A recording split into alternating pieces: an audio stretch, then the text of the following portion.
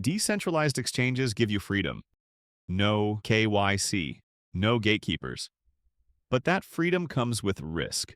In this guide, we'll cover the most common scams on DEX and how to avoid them, with real examples and tools you can use today. A rug pull is one of the most common and devastating scams in DeFi. Here's how it works.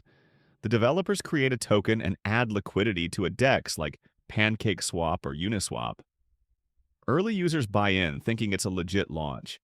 But once the price rises, the devs remove all the liquidity, usually in one single transaction. And just like that, you're holding tokens you can't sell. Worthless. Instant loss. So how do you protect yourself? Always check if the liquidity is locked or burned.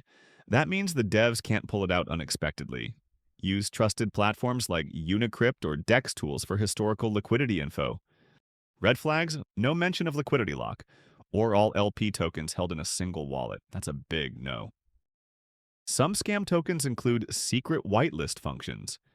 That means only certain wallets, usually controlled by insiders, are allowed to trade. At launch, the token seems fine. You can buy normally, but suddenly trading stops working. For you. They flip the whitelist on and now only they can sell. You're stuck. Check the contract on BSC Scan or Etherscan for functions like set whitelist, only whitelisted, add authorized, or anything like enable trading. Better yet, use scanners like GoPlus or TokenSniffer to flag this automatically. And don't forget, just because trading is open now doesn't mean they won't restrict it later. Hidden or adjustable taxes. Here's a dirty trick. Tax tokens. They take a cut when you buy, sell, or both. Some taxes are fine, like 1 to 5% for marketing or liquidity. But scammers crank it up. 20%, 50%, even 99%.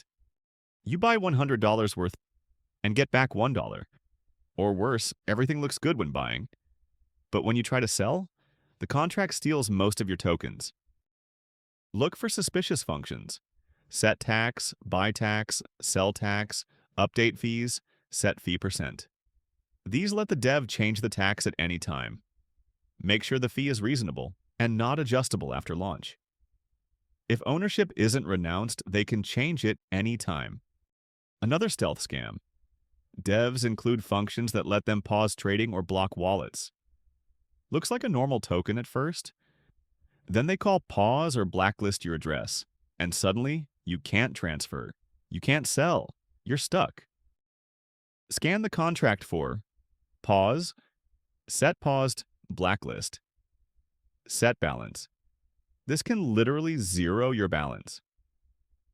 Disable transfer, enable trading, used to stop activity on demand. These are commonly seen in contracts using OpenZeppelin's pausable or forked variants.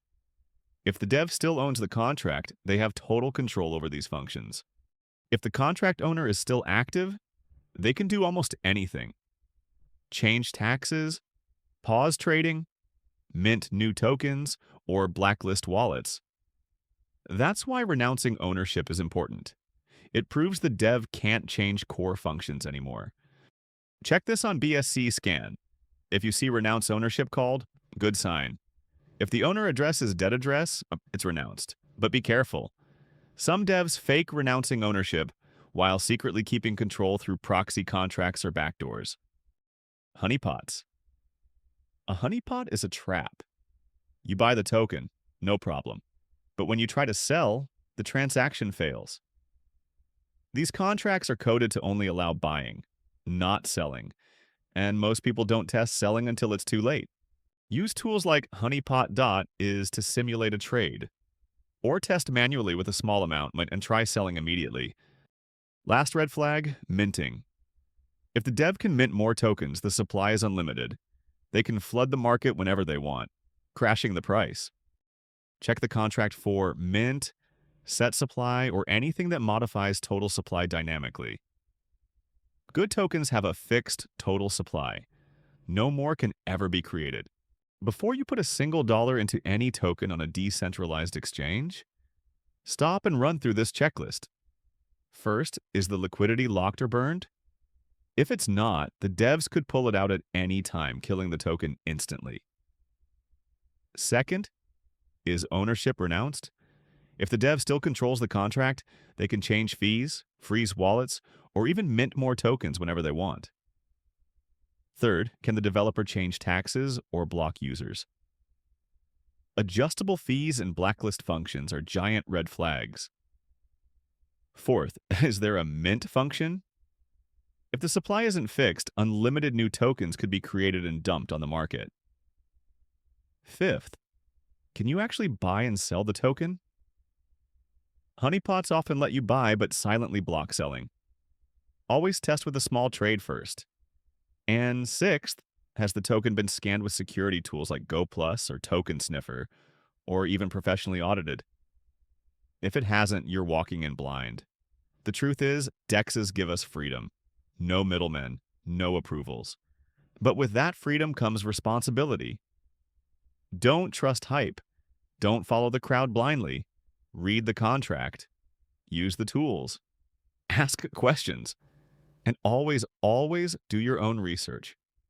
Because in DeFi, protecting your funds is your job, and yours alone. That's it for today. Until next time, stay sharp and stay safe.